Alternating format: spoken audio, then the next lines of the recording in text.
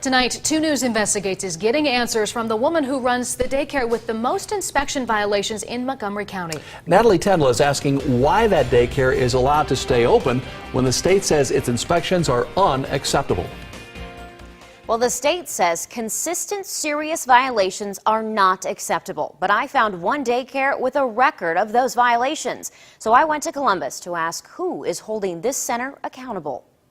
It's a statistic that might shock parents. 8 out of 10 child care centers in Montgomery County are not in compliance with the state. But a 2 News investigation uncovered that one center had more violations than any other. Family Ties Child Development Center in Dayton had 50 violations on its last inspection. 7 of those the state classifies as serious. It was cited for things like not supervising children and not having a background check on file for an employee. Family Ties owner Tia Poole agreed to talk to 2 News Investigates today, a week after our original investigation. Is this a safe place for children? Definitely. Poole says state rules are constantly changing, and she's still learning what needs to be done to stay compliant. Some of these, the serious violations that I found, you haven't been correcting them. So why haven't you fixed some of them? Well, I fixed all of them. I guess on paper it may look as if I did not fix them, but when the state comes out and re-inspects, some of them have been fixed. The state says it's keeping a close eye on Family Ties, but we wanted to know why this center is still able to watch children. When does the state step in?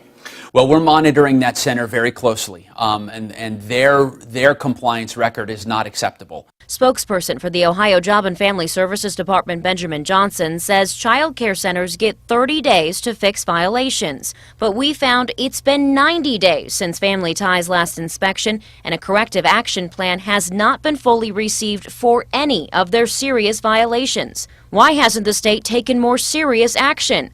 Johnson will only confirm Family Ties is being monitored at this time. In the worst case scenario, we can revoke a provider's license and we can close them down. Poole is confident her next inspection will be better. Just because you have inspections that didn't seem to go well doesn't mean this is a bad facility.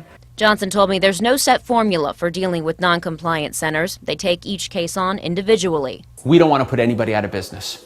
On the other hand, our number one priority will always be, and has to be, the health and safety of the children. Now, Johnson tells me right now the state is in the process of revoking the license of 19 child care centers around Ohio. He says Family Ties is not one of them. Natalie Tendle, 2 News Investigates.